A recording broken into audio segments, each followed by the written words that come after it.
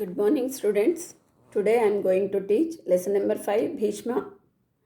King Santanu ruled over Hastinapura. He had a son named Devavrata. He was also called Gangeya. Because Ganga was his mother, he was called Gangeya. Devavrata learned the Shastras from Rishi Vasishta and the divine teachers Brihaspati and Shukra. Parsurama taught him the art of warfare.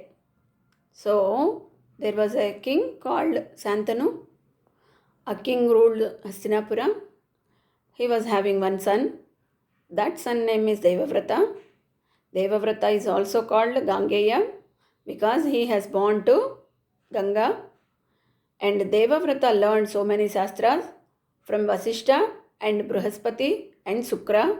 He has also learned from Parsurama. Parsurama taught him warfare. One day, King Santanu went for a hunt on the banks of the Yamuna. One day, what happened? The king Santanu went for the hunt to the banks of the Yamuna. There, he saw a beautiful girl. He wanted to marry her. She was the daughter of a fisherman chief, and her name was Satyavati. Santanu went to the fisherman chief and asked him, "Will you give me your daughter in marriage?" So, what happened? One day, Santanu went for the hunting to the banks of the Yamuna. And there he found a beautiful girl. He wanted to marry that girl. And he went and asked her father. And father said like this. The fisherman said, "Sir, you are a king and I am a fisherman. And if you want to marry my daughter, you must agree to make her son king of Hastinapura after you. Will you agree?" The king said, "Devavrata is my eldest son, and he should be the crowned king. How can I make a son born to your daughter king?"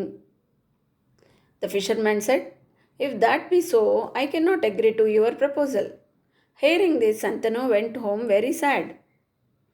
As a result of his great love for the fisher girl, whom he could not marry, the king soon fell ill.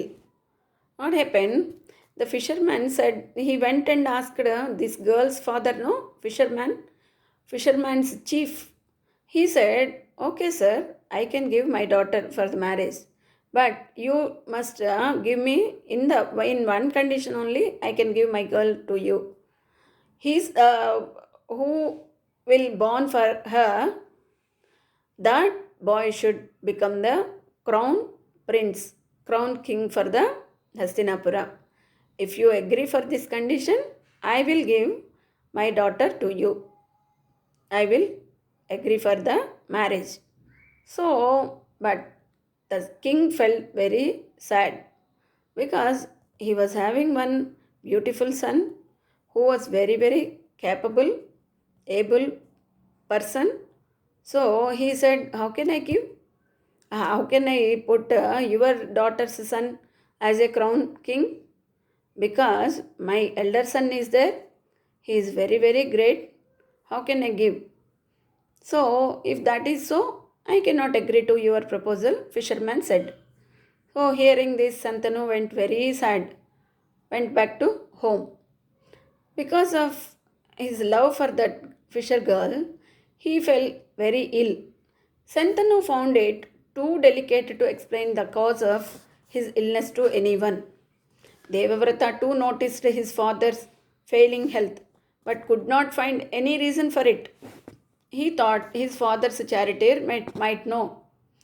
So one day he went and asked, "Can you tell me what ails my father?" The charioteer said like this. "A few days ago, the king met a fisher girl. She was very beautiful as goddess. He wanted to marry her, but found that he could not." Devavrata asked, "Why could he not? Have you any idea?" The charioteer said like this. The girl's father set a condition for the marriage, and the king could not accept it. Devavrata said, "What was the condition? Can you tell me?" The charioteer replied like this. He wanted to the son born of her to be crowned king. Devavrata said, what was the objection? So, up to here we will see. Santanu fell very ill, no? Because of the great love for the fisher girl, whom he could not marry, he fell very ill. Santanu was delicate to explain the cause of his illness to anybody. Devavrata also noticed that his father is becoming very, very weak, ill. So he did not ask. Father did not say anything. One day he went to the charioteer who uh, who drives the chariot. He is called charioteer. He Devavrata went and asked charioteer, what is the reason? What ails my father very much? Why he is becoming like this? After coming back from the hunting, he became like this. Please explain what happened.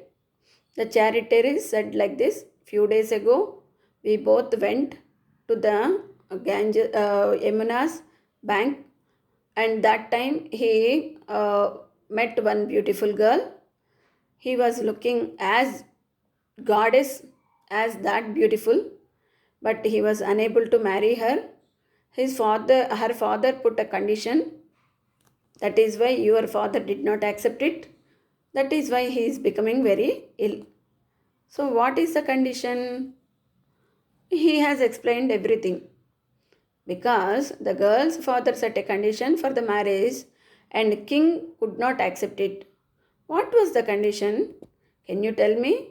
Devavrata asked. He wanted the son born of her to be crowned king. Devavrata said, what was the objection? The charioteer was surprised. Don't you see?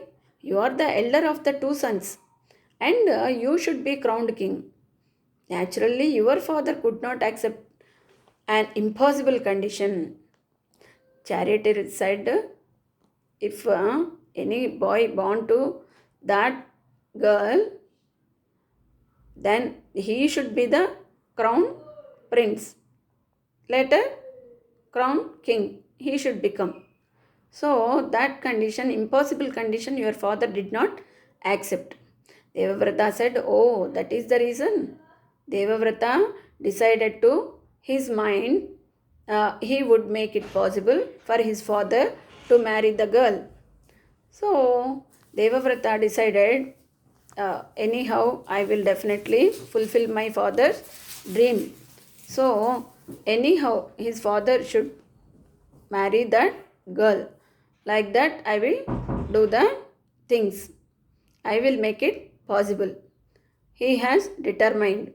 He went to the fisherman and said, sir, please give your daughter in marriage to my father. I am the elder son and heir.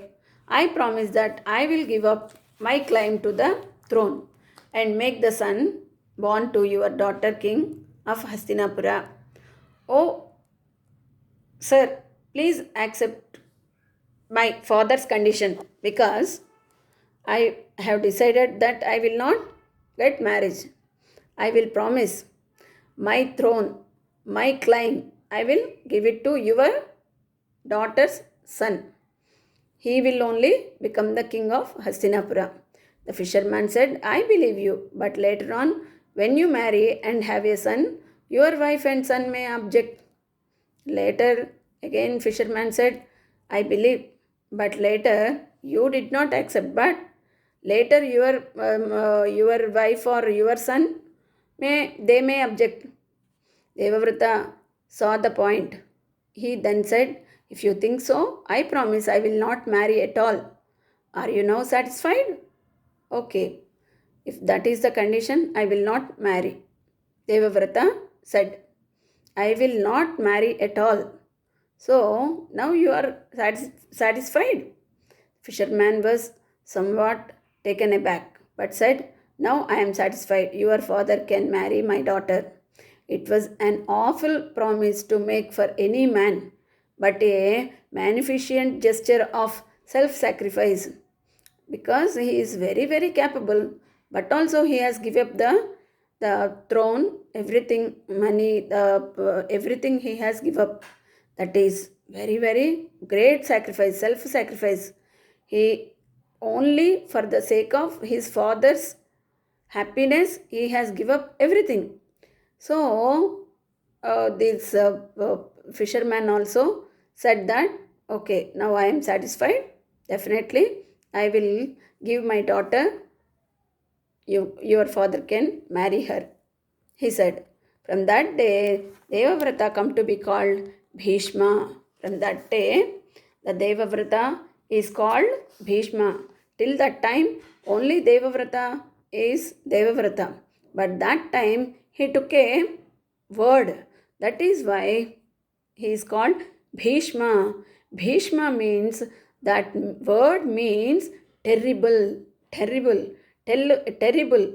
The meaning of the Bhishma is called terrible.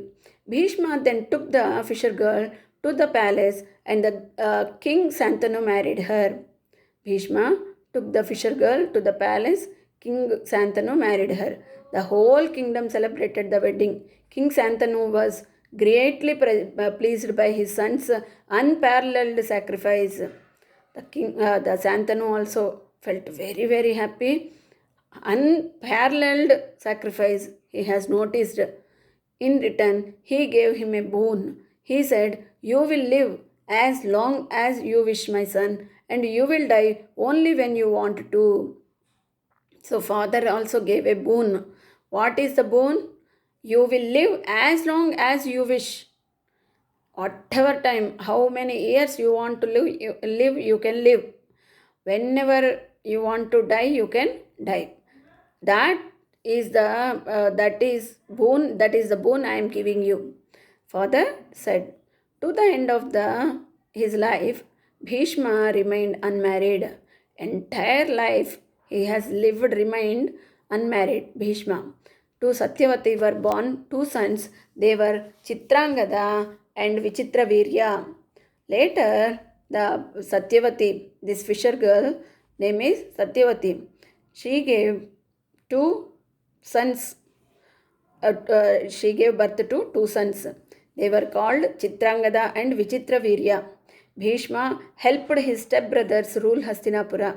Dhritarashtra and Pandu were Vichitravirya's sons. So, the first one as Chitrangada is not there, and Vichitravirya, for Vichitravirya, Pandu and Dhritarashtra has born. Dhritarashtra's Pandu's sons are called Pandavas, and Dhritarashtra's sons are called Kauravas. Later, Pandavas are Pandu's sons, and Dhritarashtra's sons are called Kauravas. Thus, the Pandavas and Kauravas loved and respected Bhishma as their grandfather. To Bhishma, these Kauravas and Pandavas loved and respected so much. Bhishma played a great part in the Mahabharata war. He loved and respected Lord Krishna very much. He was the first to sing the God's praise, the Vishnu Sahasranama. First, he has given God's praise in Vishnu Sahasranama. Lord Krishna, he liked, respected very much. Who? Bhishma. Bhishma lived for 186 years. 186 years he has lived. He died of his own free will on the 8th day of bright half of Magha. That day is called Bhishmashtami. 8th day he has given up his life. In Magha Masa, 8th day, he has died of his own free. That day is called Bhishma Ashtami. So when did he die? In the month of Magha, 8th day. So he has lived 186 years. Even now we observe that day is his Punyatithi year after year. Bhishma's name has become proverbial for self-sacrifice, truthfulness and wisdom. If anybody takes his name, that is Bhishma, means self-sacrifice. Bhishma means truthfulness. Bhishma is proverbial name for the wisdom. So Bhishma is the greatest character in Mahabharata epic. Okay, this is the lesson, children. You must write the answers for the lesson. Okay, bye bye, children.